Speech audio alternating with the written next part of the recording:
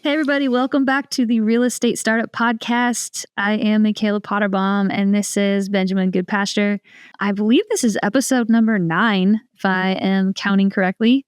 And today we have our friend Bethany Roque on the podcast, and she is a wife and a mom and an entrepreneur and just a really inspiring person. So I'm excited about this interview. I got a lot out of it. I think it's full of some really cool hacks and ideas and just inspiration.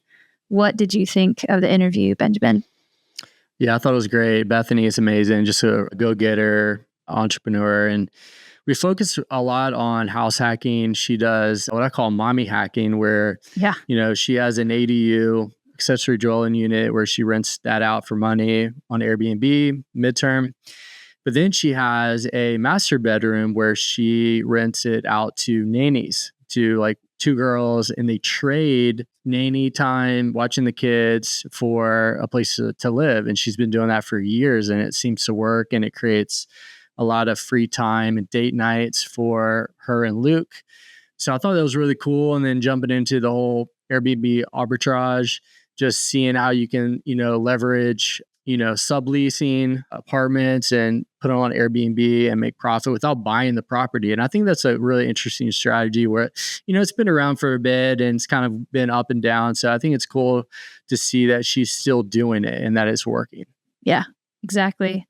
No, I really loved it. And I think that even if you're, not a mom, there's like so much to get out of this. I'm not a mom, and I still feel like I got a lot of it out of it and was just inspired in general. So yeah, so let's dive in and get to it.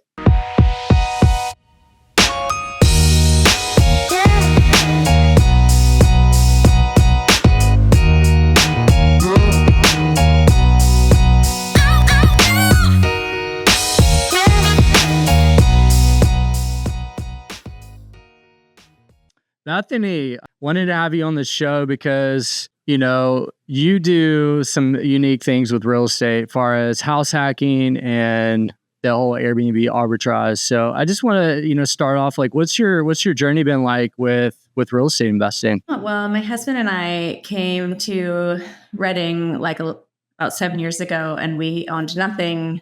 And it was this, we did mission work overseas. And then we just realized, gosh, we want to own. We want to just, I'm pretty entrepreneurial. Well, really entrepreneurial. I always have some side hustle that I'm like figuring out. But we had never really done the rental thing. And my husband was just sitting on, I think he was just listening. I think he was getting targeted by some rental arbitrage ad. And he bought this book about like how you can actually rent spaces and then sublease them again instead of owning and then renting.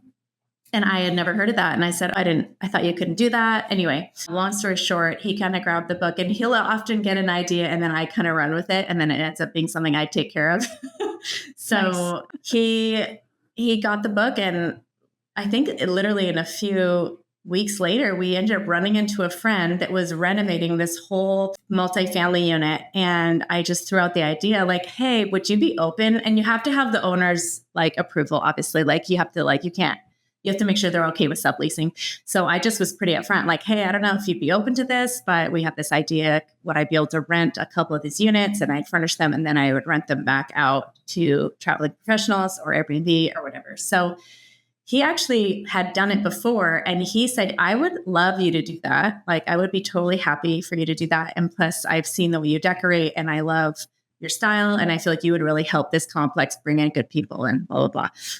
So he gave us a shot. And so we went and we rented for one unit, and then we just got all the furniture and all the things that we didn't know we were doing. And I just put it all on a card. So I got a separate card and I put it all on there, and I'm like, okay, I really hope we can do this. And so I ended up filling it, and then I took photos and put it up, and then we started renting it out, and then it seemed to go well. And then we got another one. He kept offering us more, but the market has kind of been a little up and down. So if it was really going, I would have rented that whole complex and all in one spot. It was almost like my little hotel that I could have just showed up at each door and just done it. But I kind of just was a little bit like, I was like, okay, let me go slow. So I have 2 in there. And then I also rent out a studio attached to the home that I own. Wow. What year did you start doing this? I want to say 2 years ago. About 1.5 years ago for this one. What I was doing before is, okay, so we ended up buying a home, which was a miracle. Again, we got a co-signer. We bought a home that was brand new. And it was like a really good deal. It was like a 4-bedroom, 2.5 bath with a full studio at the front, full kitchen, full laundry, all separate unit. So we bought that. And then I rent that out to then cover my mortgage. But then I also rent a room in our house where I rent to students, or I also trade for nanny work. Wow. And I also use one of the girls to do laundry, clean homes, clean my Airbnb. So I trade her rent for that. So she starts doing all my things. So I'm like outsourcing that. I was doing it myself for a bit, but then I started being like, well, if you want to scale, you got to outsource. So anyway. I feel like you're beyond like house hacking. You're like mommy hacking. Yeah. You have employees that live with you. That's amazing. Yeah. Yeah. That's awesome. Yeah. That is amazing. That's so cool that you've been doing that. And yeah, I was curious. I know in your notes you had said something about nanny, like house hacking, nanny trading. And I was like, what is that? That was my first thing. Okay. I mean, can you share a little bit more about that? Okay, so my husband and I were trying to produce this. We're working on doing this production company to produce live shows, kind of similar to Cirque du Soleil. And we were just so busy trying to do that I was like, I have 3 little kids. Like, how am I going to do this? But I didn't want to pawn my kids off to a daycare. I didn't want to have them be gone from me, but I wanted them with me. I'm like, how can I do this? So the first summer, my husband's family came out for the whole summer while we worked on this project and watched them, like not full time, but part time. And it was at that moment, I was like, when they left, I was like, I need to find someone that can do this for me, consistently. Yeah. And I didn't, for grandparents, it's great, but I mean, they're older. They're not meant to do that forever and that much. So, because I feel like they were kind of getting run into the ground, I was like, okay, I need like a young person. So anyway, I was so driven to figure it out that I ended up getting my master bedroom. So my husband and I, we have 3 bedrooms upstairs with a bathroom, and then a master bedroom downstairs with a full separate bathroom next to the kitchen. And I said, you know what, this area will just be for a nanny and a renter. It's a big room, so I split it with 2 beds. And we all stay upstairs and they're downstairs. And I started putting ads up and just saying, there's a lot of students that come here for schools. And so I just said, hey, this is a space I have. And the way I do it for trade, straight trade. Like, it's no pay, it's for trade, and that's not for everyone. But I think the biggest tip I have is that find someone that feels like that is a good win for them. Like, it has to be a win-win, and trades are different than dollar per hour. Like, it's like some people trade, it's like you can't antiquate it. It has to just feel fair to the people. You're like, hey, I do hair and you clean houses. If I do your hair, do you want to clean my house? I mean, like, you can't be like, well, I clean for this many. It's just like, yeah, I want my hair done and I want my house clean. So we just swap. So I'm pretty upfront, like, I need this many hours-ish, and I'm really clear on not abusing those hours or getting further past or trying to use them at different times. I just said, this is exactly when you'll be on and exactly when you'll be off. I provide a room, I provide a separate fridge and a place for your spices, but I'm not hosting them. So, because that can be exhausting. Some people think, oh, if I live with someone all the time, like, I don't know if I can do that, but I'm not hosting them constantly. That could be exhausting. It's not like when family comes, you're like, you're constantly on. It's like, like someone rent. It's just like it's like a roommate. They do their own thing. You're not making meals for them every. No. And some people, again, it's what you want. Some people like that and they want to incorporate them, but I'm pretty clear. Like, you're a roommate, you come on, you come off, you have your own life, your own food, your own car. And then you just come on and watch my kids while I do this. And when you're off, I'm back on. And it's been amazing. I've done it for about 5 years. I've had about 8 nannies and they've all been incredible. I'm actually training one right now. I have a new one yesterday. I started training and she's actually on today. And so that's the only reason I can come on right now, because my husband's gone. We're working like 16 hours today. So That's so impressive. I love that. And P.S., I just have to say, you were sitting here talking and I was like,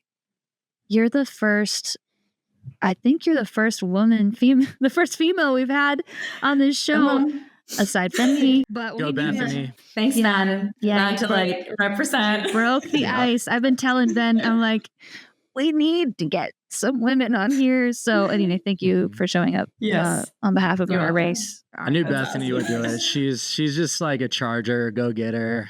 Yeah. She's the best. Yeah. You're the one. She just invited us into their home group, so we get to see her and her husband. It seems like every week, every other week, which is like awesome because they're amazing. Yeah. So how much do you get for rent for your ADU studio? The studio or all of them? Yeah, like I know that you only charge, right, for the little apartment, and then you do a trade for the nannies, right? Yeah. Yeah. So which one are you asking for, the apartments? Yeah, no. Okay. Where you live, your little studio ADU. Yeah, the one that's at the front. So it depends, I have it on Airbnb and sometimes I change the amount, but on average, I started off lower. I started off at 1,600, but I actually have it up to 1,950 to 2,000. I got one for 2,400 a month a couple of months ago, but it's to traveling professionals. So it's 30 days or more. It's not the short-term Airbnb, which is like turnover every day. Our HOAs don't allow that. So, and actually, to be honest, it's probably a blessing because just being a mom, I'm like, it's too much for me. Too much turnover. It's too much turnover. Yeah. But so traveling professionals look for fully furnished short-term leases, which is harder to find. And so they're willing to pay more. Plus they get stipends from the hospitals for housing. But it's been up and down. I get different people. I get travelers, but lately I've had dentists, dental hygienists, nurses. I had a cardiologist that was in there for a year. He kept getting extensions. So he got 3 months and he got another extension. So he was there for a full year. But that was at 1,600. That's when I first started. I just started lower just to see, because I originally was just renting it out for a lot cheaper, but I really felt like I was supposed to like level up and like solely because it was unfurnished before for a girl that just rented. But with inflation and all this stuff, I was like, I need to make it higher. And I really felt like I was supposed to. Yeah. And so I did it. I furnished the whole thing. And it takes a little bit to make back all those furnishings. Some people can go really used furniture, but I love everything really new and nice. So I just bought everything new. Yeah. But I just like it. I get I'll find deals, but I just liked it clean to start. And then eventually it paid itself back. And now I just make profit. But it actually completely covers my mortgage. And that's exactly. So awesome. That's so cool. So you have your mortgage paid and you have nannies that work. How many hours do you trade for your nannies? My nanny will do 15 daytime hours. So I kind of pitch it to them like a full work week is 40 hours. Part-time is 20 or less. I ask for about 15 day hours and then 2 nights. So one night. And the cool thing about the live-in is that so I have 2 nights that she gives us. One's a date night for my husband and I, which we do every week. And then the other one is to hang out with couples or friends or whatever we want to do, like another, just for us to have social life. But what's neat is that she can put them to bed. So, maybe she comes on at 7:30, puts them to bed at 8:15 or 8:30. She's only on for 1 hour. She can go to bed. Like she isn't waiting there. Like, can you come back at 10, like 10:30? Like I can stay out till midnight if I want. And it's not even hours anymore. It's like that 1 hour is the hour. And then they just have their life as long as they're home. They can have friends over, just live. And, and my kids are a little bit older, but if they have problems, they could come downstairs and she can just put them back to bed. So right. Like you could even put them to bed yourself. And then if your nanny's home, you can just dip out, right? Yeah. Yeah. And I love that I can stay out as long as I want. I'm a bit of a night owl. I'm trying to be a morning person too, but I can't do it all. Yeah. Wow. Yeah. That's really impressive. I think just hearing your perspective is so inspiring, especially for any moms that are listening. They're like, how do I do, like, just balancing life is hard, and dads too, but like moms are the ones. This is why we haven't had any females on yet, because all the guys we interview are awesome and they're like, you need to have my wife on, but they're like all watching their kids. I know. Like the only reason I can come today is because my nanny's on. And the thing is, what I loved is that I didn't want to just have a full-time babysitter, or someone takes them away, or I send them to this school forever, or like a daycare because I'm not around them. So it's almost like someone that lives with us feels more family or feels more close to our home. And so they don't feel pushed out. And I also don't do full-time. I mean, it's part-time because I don't want to just not be with my children. So I kind of have a balance with that, but it's been amazing. I don't know why then people I think struggle with, I have to pay for a babysitter. And babysitters are a lot. And for hanging out, you really have to, a lot of parents have to think, gosh, is this worth it to go out with our friends for $75 for a babysitter plus $70 or $80 to go to dinner, or $100? I mean, it's like $200 by the end. And if you do that once a month, that's like a whole nother $200 bill. And you're like, is that worth it? So I just found a way to do it. You found a way. You hacked it. It's so cool. I love it. Yeah. So. One thing that I think is just really cool is that obviously you've been doing it for a long time, so it works overall. But what are some of the challenges or the cons to doing this trade with live-in nannies? I think for some people, like having someone always in your space, like some people are not as community oriented. But again, if you can get creative and have, and again, it really depends what you want. Like maybe what you want isn't what I want. Some people have specifics on, I want my nanny to be able to do these particular things, or I want more space, or I don't want to see them all the time. Like we share a kitchen, but some people might have a separate kitchen. Like if they wanted to use a separate studio, or maybe they can siphon off a room with a kitchenette and have it a bit more like that's your space. This is our space. I think having that for some people is helpful, but I love community living. I have done missionary work with YWAM for years. So I've been used to living with like 1 million people, and I love that. So for me, it's not as much of a stretch. Although I will say I have learned over the years on what I value and what I don't.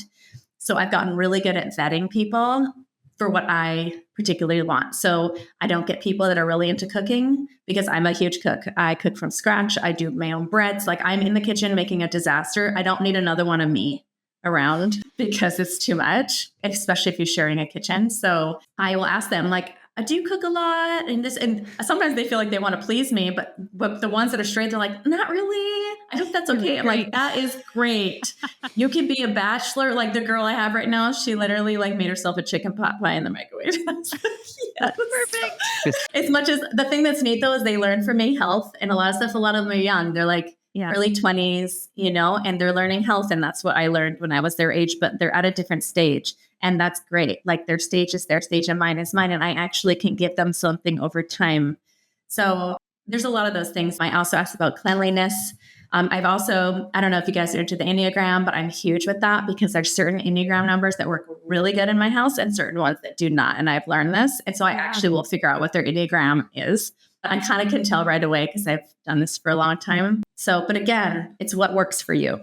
Because what works for me might work for you. You might not want someone in your space, Yeah. But honestly, every single nanny's been great. There's been a few little hiccups, but really, I think overall, I think the big thing is really when you meet a person, you really feel good about it. If you feel a check in your spirit or you feel checked, like maybe they'll work, don't do it. Like there's a reason why you're not sure. Or you're, not feeling totally like I have to feel good with them right away. Like I had this one girl recently who she came in. I wasn't even looking to have her. I was going to get a summer nanny, but she wanted the fall and she was already visiting. She said, hey, I saw your ad. Could I just check it out?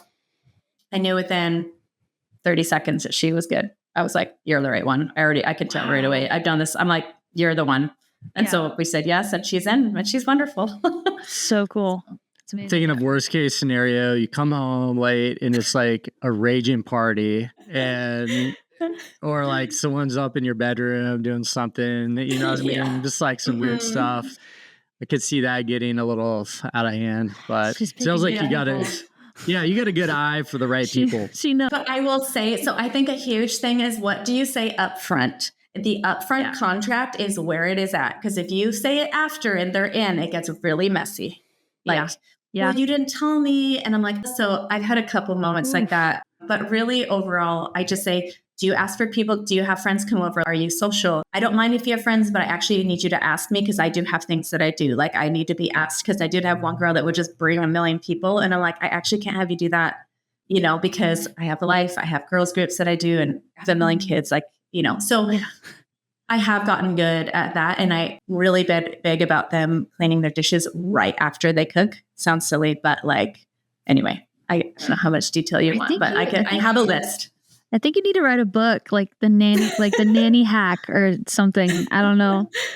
You have so much experience with this. It sounds like you would, you'd be amazing at that. Something. But where did you do YWAM? I did YWAM a few different places, but I'm from Kona, Hawaii.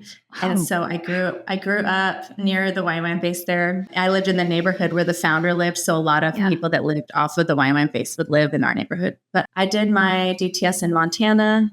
And then I ended up living in Australia with my husband. We did DT. We ran the DTS program there for 6 years. So wow, that's amazing. So cool. My parents met in YWAM, got engaged in Kona. And I had family that lived across the lake from Lakeside. And I've personally lived in, I think, done YWAM in 4 countries. So that's amazing. Norway for several years and did a bunch of schools. So it's just like a lot of my history is YWAM. But I think that people who've done organizations or schools ministry like YWAM, you do kind of get this sense of like community living that once you walk away from that, there's a lot that you can kind of take with you. And I think that, BSSM is similar. I ended up doing that years later, the school in Reading. There's just all these different ministry schools where you get this really awesome sense of community and you can use that later. Like there's so many things about it that you can just kind of put to work years later in life where you're like, I've already been through this. I know how to adapt.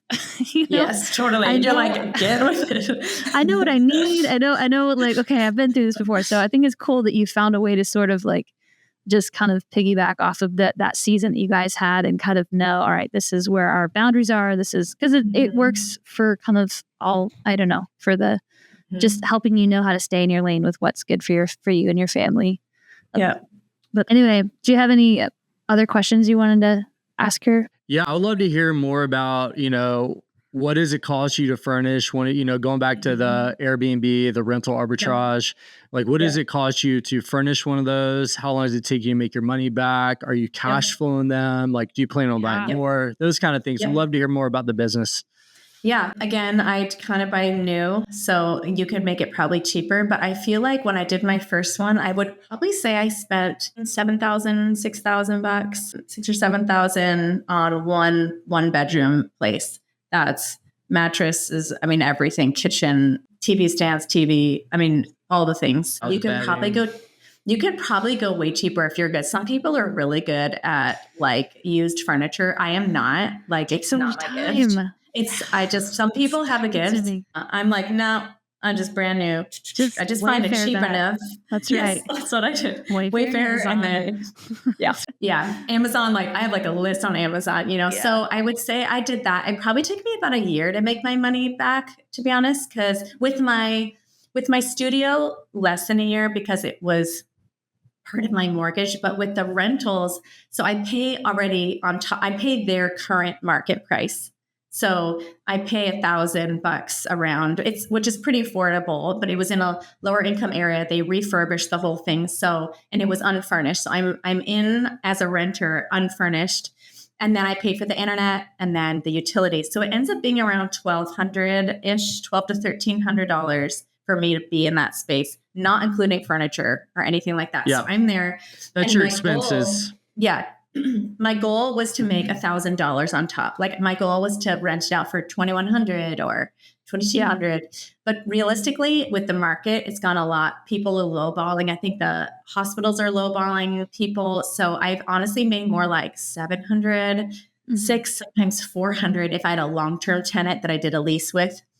That's a whole nother thing. But I have 2. So if I think it took me, so if you say it was $1,000, say I made $1,000 a month profit, if it was $7,000, that'd be 7 months to get your money back. But it was more like 7. So about a year, like it was about a year that I broke even. And then after that, it's pretty much most things didn't have to be replaced because I take a deposit as well. Or if I'm going through Furnish Finder, I take a deposit and then if it's through Airbnb, they have an insurance. So if someone wrecks something or ruins something, usually they cover it or I charge them to like replace the thing.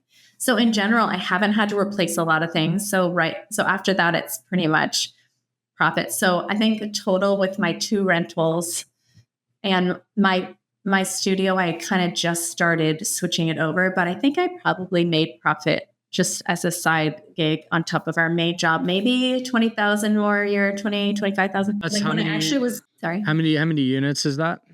That's with 3, but it's not totally accurate because the first 2, I started one and then I was gaining money back. And then the next one I started 3 months later and then was getting it back. And then my studio, I converted it from this unfurnished, lower priced thing to like a higher one. So it's kind of climbing. It would probably be more this year because of my studio is my one that I make the most. Like I can make like about $2,000 a month. So I have a girl in there right now. She just moved in. She's a nurse. And then I just moved in I'm moving in another nurse tomorrow. Actually, no, she's some physician. And then I have just travelers on Airbnb. They're 1 month at the other place, but they're all paying around $2,000 each. So, which was great. So I'm making like $4,000. Yeah. This month. It's great. Which is better. But I always assume less, like you always assume that you're going to make, I always have this buffer of like what you think you're going to make and like you go a little bit low because then there's always gaps, a couple weeks here and there. But in general, I've been able to fill them almost the whole time. A few times I had like a 2-week gap, a 1-week gap, or a 3-week gap. That's great. So who's responsible for the repairs and maintenance? Well, I'm on the lease. So, but what's neat about the rental arbitrage is that you don't own it. So if something goes wrong, you just call up the management company. Hey, the fridge isn't working. I've had cockroaches in there. I'm like, it's a little bit of an old building. So they gutted it and made it all brand new, but it's like an old dang building. So I've had a few issues. I had fleas recently because I had people with their pets. They didn't own up to it. I'm like, 100% it was you guys. You had 2 cats. But anyway, Airbnb covered it. I got an exterminator in. Like I have some people, like I have a list of people that I'm like, okay, you get in there. And it just has worked. Like there was a gap of time and I got it in there and then new people came. So, there's challenges, but it's neat that I'm not fronting a lot of the money for repairs because it's not my building. Right. If I break something, then okay. But if my person breaks something, I have a deposit for them to cover it first. And then at the end, then I would have to cover it if I messed up not charging him enough of a deposit. But I haven't had that issue yet. But I did have one person that was a total disaster. But it ended up, she covered her stuff, but she was so dirty. Anyway, don't get me started. Just one. I can tell that story. We all have a few of them. I was going to ask, when did you start doing the rental arbitrage? Maybe a year and a half ago. Okay.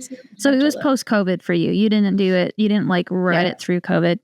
Because my friend and I did 2 units here in Nashville, or actually in Franklin, Tennessee, just south of Nashville, in 2018, 2019. Her dad owned the building. It was destined to be demolished, and he was just holding on to it until a big development bought the land. Yeah. So we rented the top 2 units, and this place was kind of ghetto. It was ghetto. But we're both professional photographers, and so this was our problem. Our problem was we furnished it. It looked really the photos good. Way nicer. The photos were way nicer. Way better. Yeah. Some people show up and they're like, what? Yeah, they showed up and they're like, okay, well, and it's not that the photos were fake. They were real pictures. It's just that the image that it gave and what the reality. Yeah. And so we kind of realized through it, we were like the experience people are having once they come in, they realize, oh, it's kind of an older place. Like there's a little rough around the edges. But we had just focused on all the best parts of it that we were getting people in. But then we were like, okay, how do we make this a little bit more real? How do we take crappier photos? Yeah. How do I make this look worse? Which I'm like, that hurts my soul. But but anyway, so we did that and it was doing all right. And then we were ramping up and then COVID hit and then it just went silent. It was that few month window where everything just shut down. So we because it was her dad that we were renting from, we just pulled the plug and we got out of there. And we have no regrets about it, but that was my only experience with arbitrage. Or no, that's not true. I did arbitrage a nice house in Norway one summer. That was great. Ooh.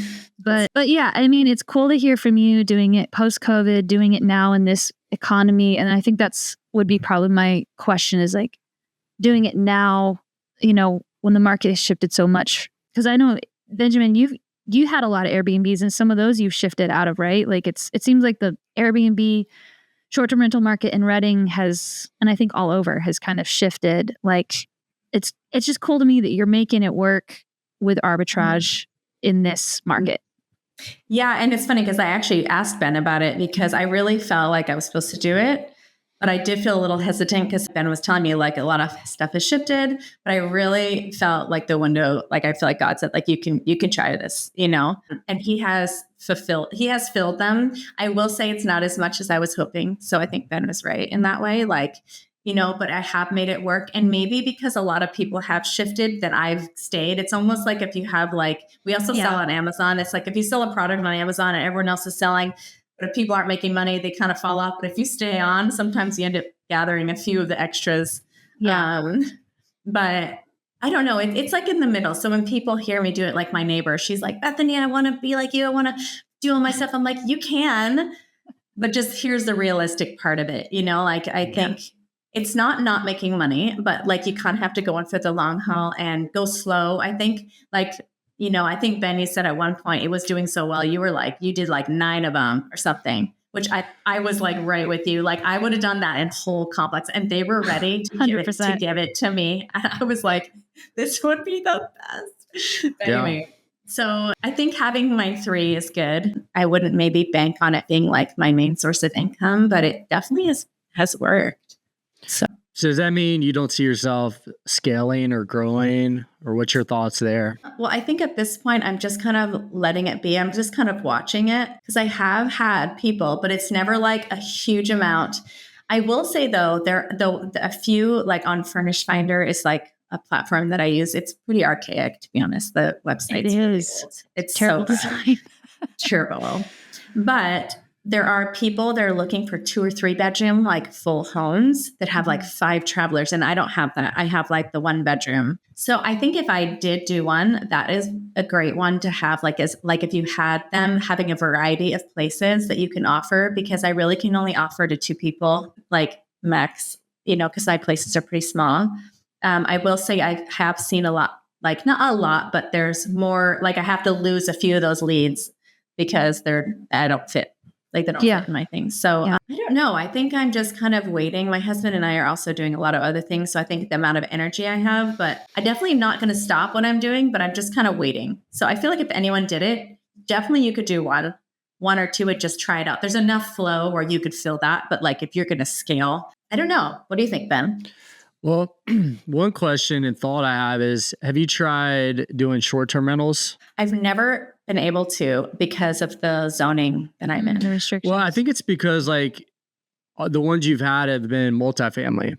So if you were to find a sublease with a single family home, you could get a short-term rental permit.